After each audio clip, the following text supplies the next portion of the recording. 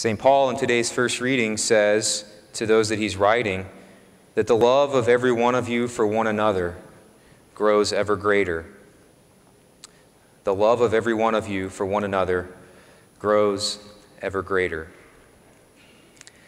The question, I think, that comes up here is, what exactly is love, and how do we love one another? Because that's one of the main things that we hear from Jesus in the gospel, that we are to love one another. First of all, I think there's a confusion sometimes that might be friendship, that we're supposed to be a friend with everyone that we meet.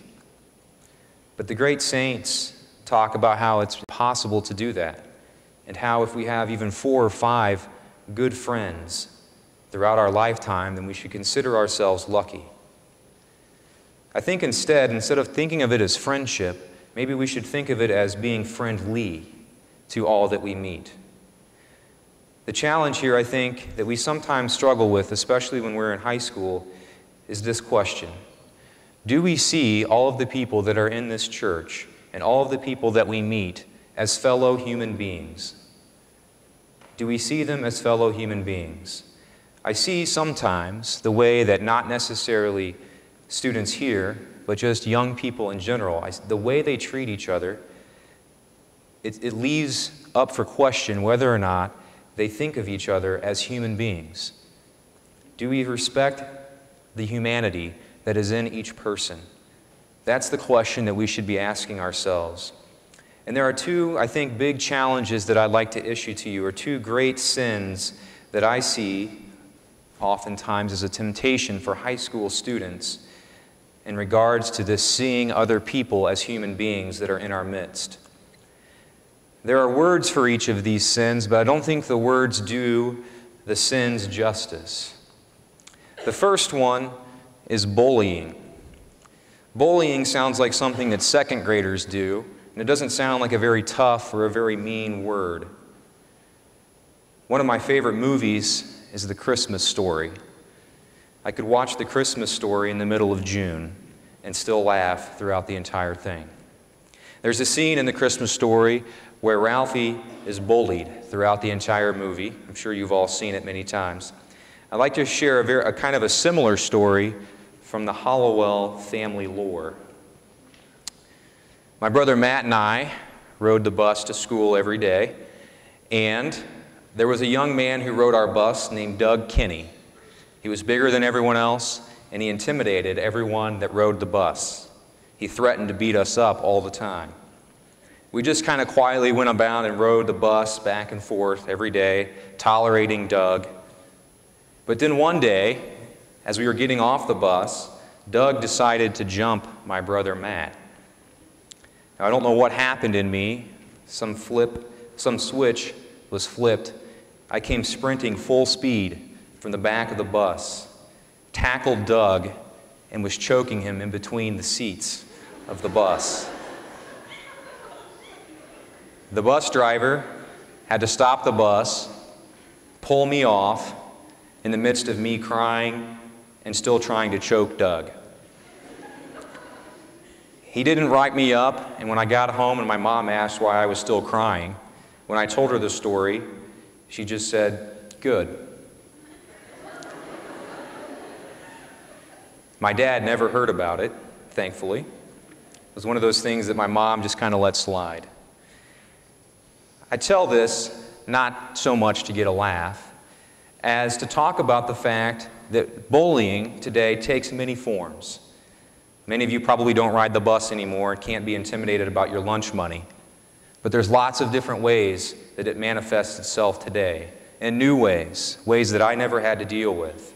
And I want you to know that bullying, just like Doug McKinney did to me so many years ago, pushes people to the brink.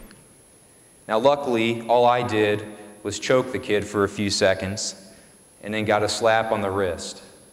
But sometimes people who have been bullied go much further than that. When they're pushed to their breaking point, and they do things that we would never have thought of back then because they're harassed so constantly.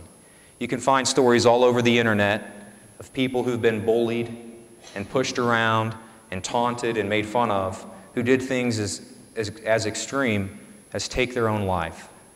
High school kids all across the country are doing that because of the way that people treat them and their own classmates. Sometimes parents even get involved in the bullying. Bullying basically is a form of torture.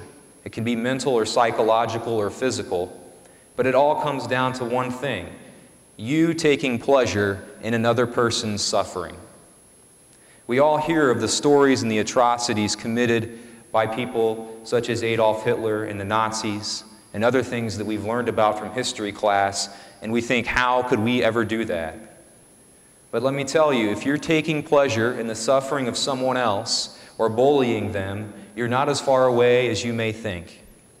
You are taking pleasure in another person's suffering, and that is sick, and that is sinful. We tolerate a lot of things at Ritter. We tell you 55 times to tuck in your shirt. We tell you that you need to lengthen your skirts over and over and over again.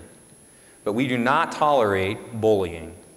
And I'd like to challenge us this year, as we get started with that, to not enter into that. And you know the various forms that it takes. I don't have to sit here and spell them out. You know what it is when you see it. If anyone that you're having an interaction with doesn't want to come to school because of the way that you behave towards them, you are a bully. And I wish there was a better word to describe it, because it makes it sound like it's not that big of a deal. Let's be a school this year and a group of people that do not do that do not enter into that, but instead choose to see each other as human beings. Maybe a little different than me, but human beings nonetheless. The second challenge that I'd like to issue to you takes on the word gossip. Again, gossip sounds like something that old ladies do when they're sitting around knitting on their front porch swings. But I can tell you that gossip spreads in a community like cancer. It is considered by the church a sin against the fifth commandment, which says, "Thou shalt not kill." When you are gossiping about someone or spreading stories about them that you know to not be true, or you're talking about someone who is not present, you are committing the sin of murder against that person's reputation. We always hear people saying, "Don't do it." You know, don't gossip, don't gossip, don't gossip. But we never stop. We keep doing it. So instead of me telling you to not gossip and leaving it at that, I'd like to instead maybe have you think of it in a different way.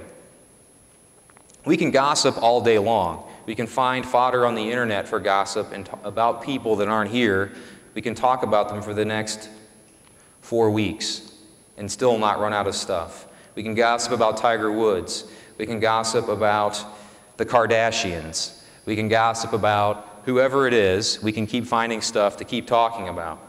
But I'd like you to instead think of gossip not so much as what we're doing to the other person, but why am I gossiping with this person that I'm with?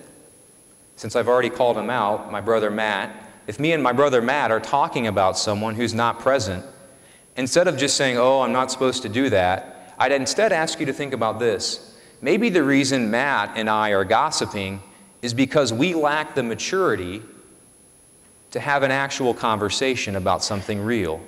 And so we pick something that we know is easy. We can make a target out of anyone in this place. And that's easy to do, and that's weak. It's easy, and we sell short of that, and instead of entering and striving to find something to talk about between my brother and myself, we settle for the easy thing, the easy way out.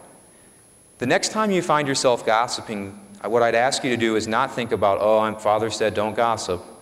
I'd instead ask you to think about, why am I gossiping with this person that I'm with right now? And maybe it's the fact that I don't have the maturity to really be in a relationship with them, and maybe that's what I should work on.